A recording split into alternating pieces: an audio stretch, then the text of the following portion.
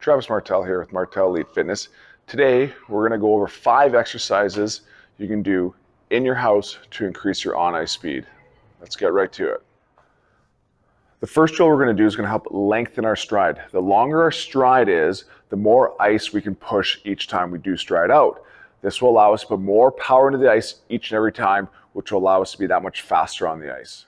Have our hands underneath of our shoulders and our knees underneath of our hips. We want to keep the hip stacked over top of the knee and get our other leg out to the side. If you can, try and have the sole of your shoe or foot on the ground. Our knee should be somewhere in the middle of our foot. From this position, we're going to push back through our hips, trying to keep our hips as high as possible.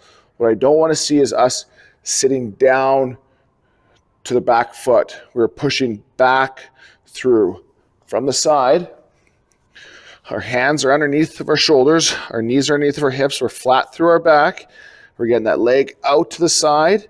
And what I don't want to see is this. We're not going to lengthen our adductors this way, so we're not going to lengthen our stride by doing that. What we want to do is we want to push back through our hips and come back forward. Push back through our hips, keeping them nice and high, and rock forward. Done correctly, you won't have that big of a range, and you will feel a nice stretch on that extended leg. Perform 8 to 10 reps per leg in 2 to 3 sets every day. The next drill we're going to do is going to help improve the length of our hip flexors, so this muscle that's in front. You hear a lot of guys, hockey guys, talk about their hip flexors being sore, hip flexors being tight. Well, a tight and sore hip flexor is going to prevent you from having a nice long stride.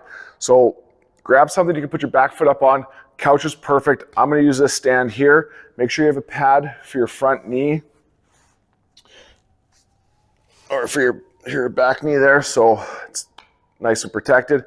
From here, I want to tuck my ribs over top of my hips so I'm stacked nice and vertical, and then I'm going to rock forward without losing that integrity through my midsection, and then pull back out of it. So I'm rocking forward, my entire body's moving forward, hold it 1, 2, and then come back out. Forward, 1, 2, come back out. You want to make sure that your knee is tracking in line with the middle part of your bottom foot. What I don't want to see is this knee coming inward. This is not good mechanics. This is not teaching our body a safe, strong, powerful position. So don't have that knee coming in. Think about that knee, middle of your foot as we're going forward. So this knee is rocking straight ahead, coming back, staying nice and strong, holding that stretch position for about a 2-second count. This will help get our hip flexors nice and healthy. The next one for our home routine is a push-up position alternating pigeon. You may have seen this pigeon stretch before in a yoga class or somewhere else on the internet. We're going to alternate in and out. This is going to help with our external rotation with our hips. When we're trying to stride and push that ice as far as we can, the greater we can externally rotate out of that hip, the longer and more blade we're going to have on the ice. If we can't get that leg out, we're going to end up lifting that heel up too soon. So this allows us to open up that hip and push nice and flat into that ice throughout our entire stride. So you get set up here, we're in push-up position, nice and strong. We're going to pull one leg in, and we're going to sit down into the stretch, then pop back out of it, alternate into that next one, pop back out. When I come in here, I want to think about driving down my opposite hip. If I need to, I can reach across my body to get a little bit more of that stretch. So that front leg's coming in, I'm sitting down, putting this hip into the ground, and a slight reach across. Perform 10 reps per side. Once again, we're about 2 to 3 sets. And you might find that you have one hip that is tighter than the other. Spend a little bit more time on that tight hip if you can. Now we're going to focus on our internal rotation. The greater our internal rotation is, the greater our external rotation can actually be. So when we're skating, our hips are doing this and this, obviously to be independent. So it's this and then this, and it has to come back. And so the greater we can internally rotate, the faster and better that other hip can go out in that external rotation. For this one, we're going to lie flat on the ground.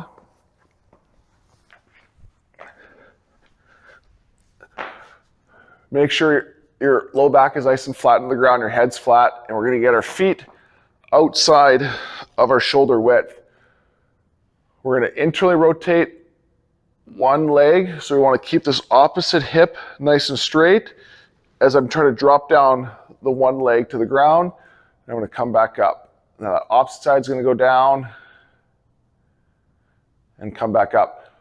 Focus on not moving too much of that other hip.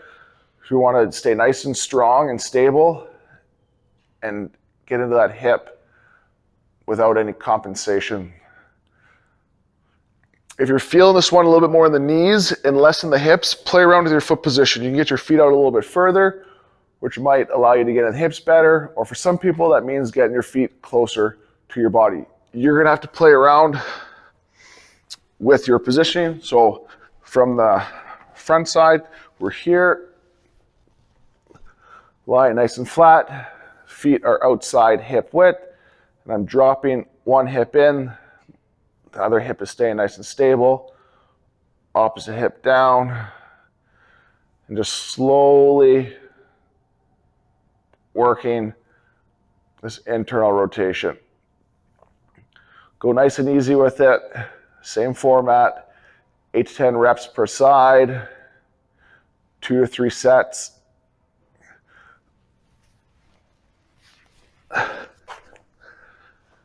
That's gonna help your internal rotation. Guys, this last one's called our seated 90-90s. This is a drill that's gonna help that internal and external rotation of our hips. This is more of a motor control strength drill. So do the other ones first, do this one last. Like all the other ones, go nice and slow and controlled. Focus on what your hips are doing. Once again, this is for our hips to help lengthen our stride so we can be faster on the ice. We don't want to rush through this. We're going to start by sitting nice and tall. I like to start with my hands on the ground so I get set into position. I want to have my knee right off of my hip, and I want my shin to create 90 degrees. So my thigh and my shin are going to create 90 degrees. I'm going to pull my toe to my shin so I'm nice and activated and strong through that front leg. I'm going to do the exact same thing with my back leg. So my back knee is right off my hip, shin and thigh are making 90 degrees, and I'm pulling my toes to my shins. I want to try and get my upper body in line with my front shin, and if I can, I'm going to get my hands up off the ground while I do that. If I can't and I'm slouching into this because I don't have the strength yet, we'll use your hands to get set into that position. So from here, I'm in my 90-90, and I'm going to slowly rotate, keeping pressure into the ground as I come to the other side. And now I'm in the exact same position, opposite with my legs. And I'm going to come back nice and slow, staying up as vertical as I can with my torso, and coming around and back into this 90-90 position. You will find you might move a little bit, so you might have to adjust yourself. Well, there you have it. Those are 5 drills you can do at home to help increase your on-ice speed.